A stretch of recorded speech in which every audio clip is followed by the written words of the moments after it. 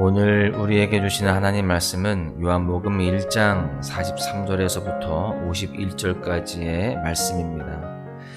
이튿날 예수께서 갈릴리로 나가려 하시다가 빌립을 만나 이르시되 나를 따르라 하시니 빌립이 나다나엘을 찾아 이르되 모세가 율법에 기록하였고 여러 선지자가 기록한 그 일을 우리가 만났으니 요셉의 아들 나사렛 예수니라.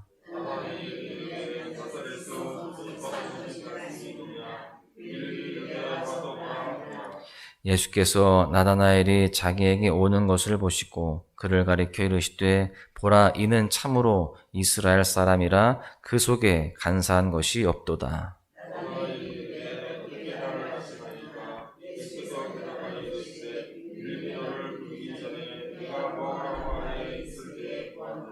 나다나엘이 대답하되 라삐여 당신은 하나님의 아들이시오 당신은 이스라엘의 임금이로소이다.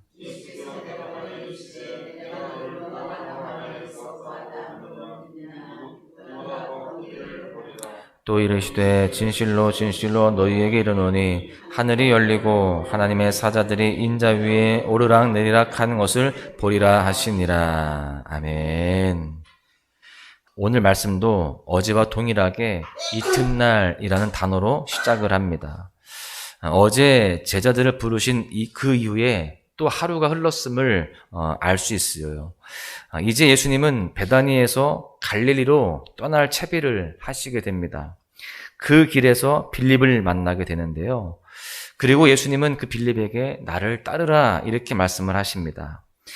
본문 43절을 보십시오. 이튿날 예수께서 갈릴리로 나가려 하시다가 빌립을 만나 이르시되 나를 따르라 하시니 여러분 이렇게 한 사람 한 사람 이 제자들이 모여들기 시작을 합니다. 이어서 44절에서는요. 빌립이 어제 등장했던 안드레와 베드로 형제와 같은 고향 베세다 출신이라는 사실을 또한 알려주고 있습니다. 그러니까 어제 등장한 두 제자와 이전부터 관계가 있었음을 알 수 있는 것이죠. 즉 예수님께서 갈릴리로 가시다가 빌립을 만나서 제자로 부르셨고 이 빌립은 어제 두 제자 안드레와 베드로와 관계가 있는 인물이다라는 것입니다. 이 모든 상황이 우연히 일어나는 것처럼 보이지만 전체적으로 종합을 해보면 예수님께서 이 모든 과정을 주도적으로 이끄시는 것을 알 수 있게 됩니다. 예수님께서 제자들을 부르실 때에 그들이 예수님께 관심을 가지고 나온 것이 아니라 먼저 예수님께서 찾아가셨다라는 거예요. 그 근거를 조금 전에 읽은 43절의 말씀에서 찾을 수가 있는데요. 43절에서 만나다라는 단어가 나오는데 여러분 여기에 해답이 있습니다. 이 만나다라는 단어 이 헬라어를 보시면 유리스코라는 단어를 쓰는데 부단히 노력한 끝에 찾았다라는 의미를 가지고 있습니다. 즉 예수님께서 부단히 노력해서 그렇게 제자들을 한 사람 한 사람 다 찾아내고 있다라는 것을 알 수 있는 것이죠. 여러분 이것은 우리에게도 동일하게 적용을 할 수가 있습니다. 누군가의 전도로 내가 예수님을 믿게 되었고 또 부모님이 믿음이 있어서 내가 모태신앙이 되었다라고 생각할 수 있습니다. 그러나 주님께서 먼저 우리를 찾아오셨기 때문에 우리가 이 자리에 있게 되었음을 우리는 분명히 알아야 되는 겁니다. 주님이 우리를 찾고 또 찾으셔서 그렇게 먼저 우리에게 다가오셔서 우리를 그렇게 건지시고 또한 주님의 제자로 살아가게끔 그렇게 이끄신다라는 것을 우리는 분명히 알아야 됩니다. 여러분 주님은요 제자들을 부르실 때 한 사람 한 사람을 얼마나 잘 알고 계시는지 또 어떤 계획을 가지고 계시는지를 우리가 잘 알아야 됩니다. 보통 무의식 중에 우리는 내가 나를 가장 잘 안다 그런 이야기들을 하게 됩니다. 다른 사람들은 내 상황을 모르고 내가 느낀 감정을 온전히 이해할 수 없으니 내가 내 자신을 제일 잘한다라고 그렇게 여기는 것이죠.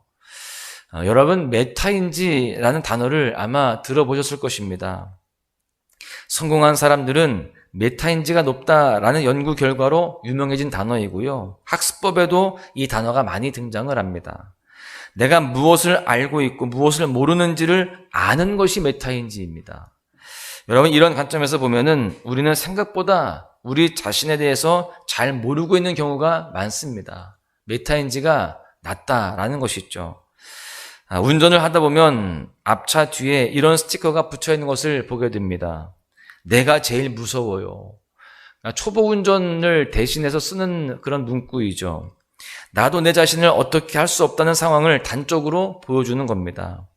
여러분, 피조물인 우리가 절대자인 주님을 만나게 될 때 우리는 이와 비슷한 상황을 마주하게 됩니다.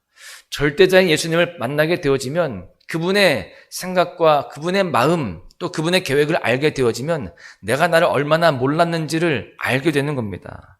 나보다 나를 더 잘 아시는 주님 앞에 우리는 스스로에 대해서 참 몰랐구나라는 것을 인정할 수밖에 없게 된다라는 겁니다. 빌립은 예수님을 따르기로 결심하여서 이제 주님께 나아갑니다. 그리고 이제는 더 나아가서 나다나엘에게 이 사실을 알려줘요. 나다나엘은요, 예수님과 만나게 되어지고 대화를 하게 되는데요. 그렇게 이 나다나엘이 예수님과 대화하면서 자기보다 자기를 더 잘 아시는 예수님에 대해서 알게 되고 그 예수님을 하나님의 아들로 인정하게 됩니다. 이 시간 구체적으로 나다나엘과 어떤 대화가 이루어졌는지를 살펴보면서 은혜를 나누고자 합니다. 빌립이 나다나엘에게 찾아가죠. 그리고 이제 모세와 선지자들이 기록한 나사렛 예수를 만났다라고 전하게 됩니다. 이에 대해서 나다나엘이 이렇게 대답합니다. 46절의 말씀을 보십시오.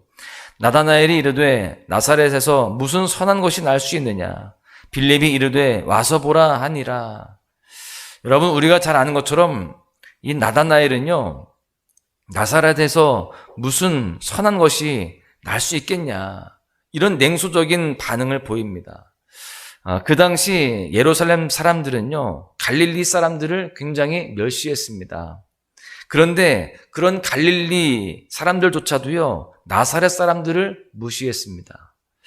그런 시대 배경으로 보면은 이렇게 말하는 것도 이해가 되죠. 무시하는 사람들이 많기 때문에 그 나다나엘도 그 지역을 무시하는 것이 어찌 보면은 당연할 수 있습니다.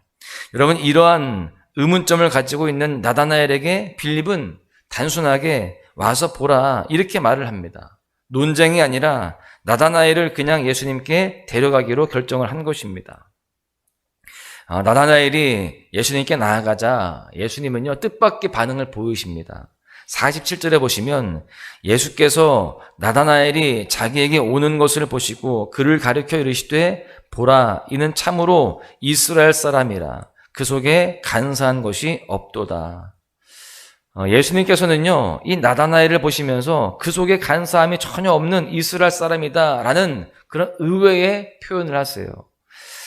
지금 보면은 지방색과 편견으로 가득 차 보이는 그러한 나다나엘입니다. 그런 나다나엘에게 너 어떻게 그런 생각을 하느냐, 그런 말을 하느냐, 그런 편견을 가지고 살면 안 된다, 이렇게 화를 내시고 혼을 내시는 것이 아니라 그 속에 간사한 것이 없다, 이렇게 칭찬을 하세요.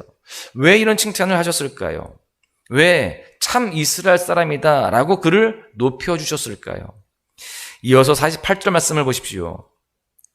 나다나엘이 이르되 어떻게 나를 아시나이까? 예수께서 대답하여 이르시되 빌립이 너를 부르기 전에 내가 무화과나무 아래에 있을 때에 보았노라.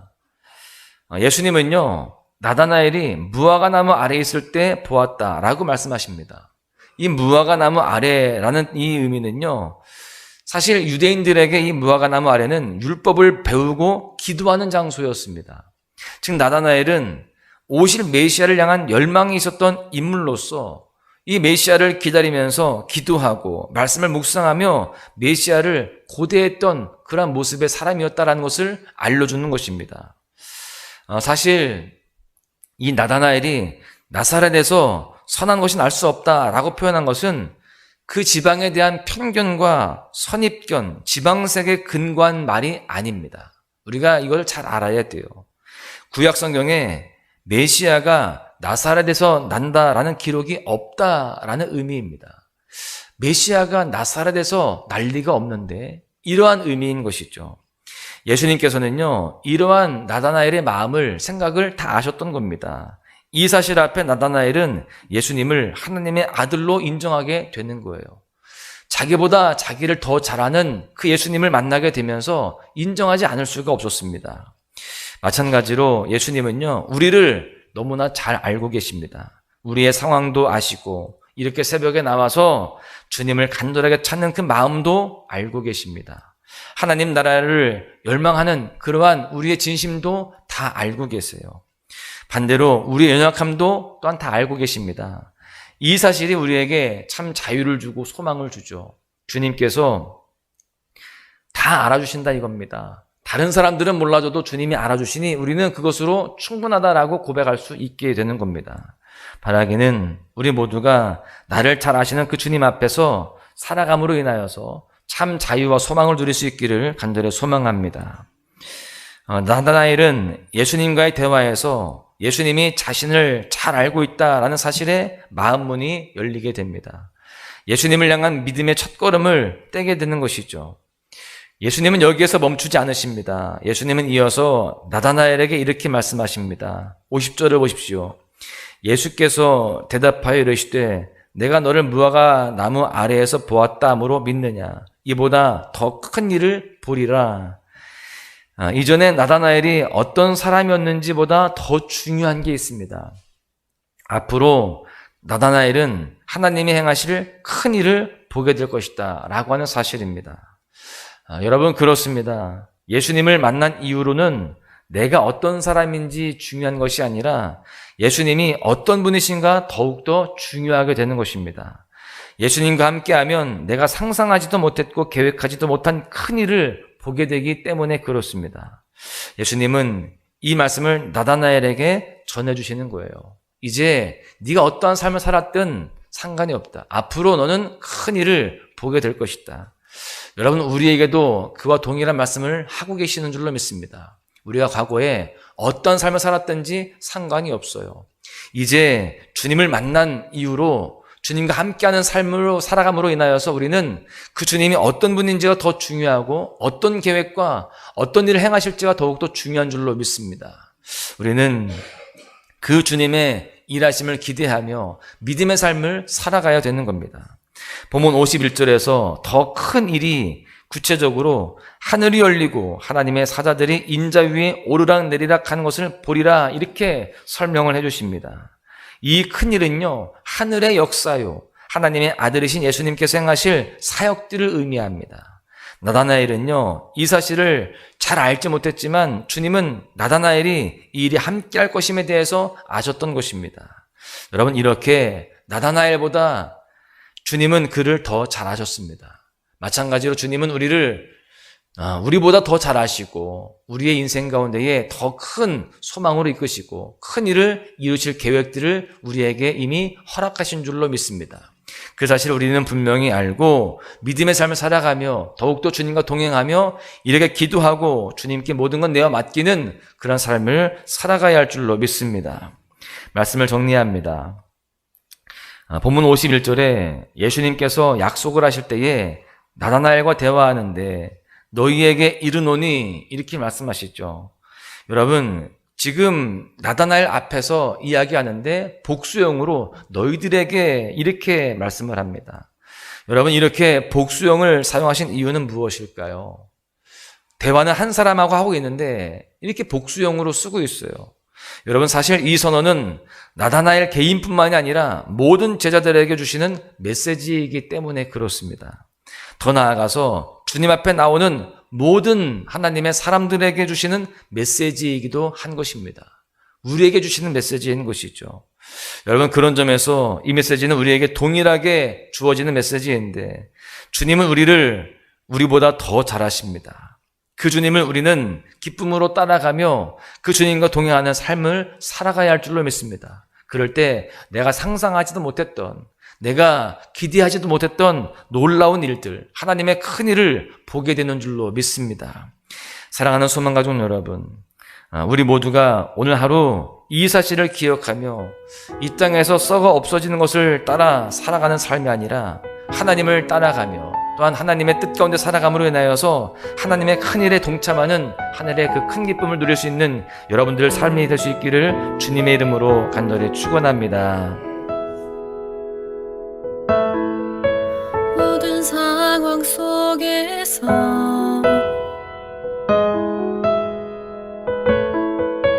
주를 찬양할지라.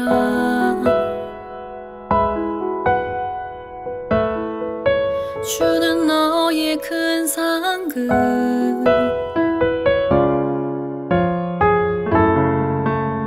큰 도움이시라.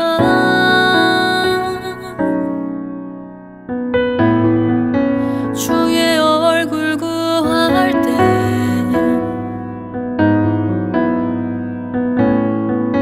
주의 영을 부으사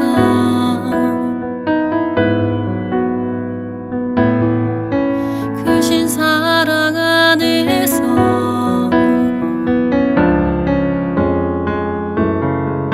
주를 보게 하소서.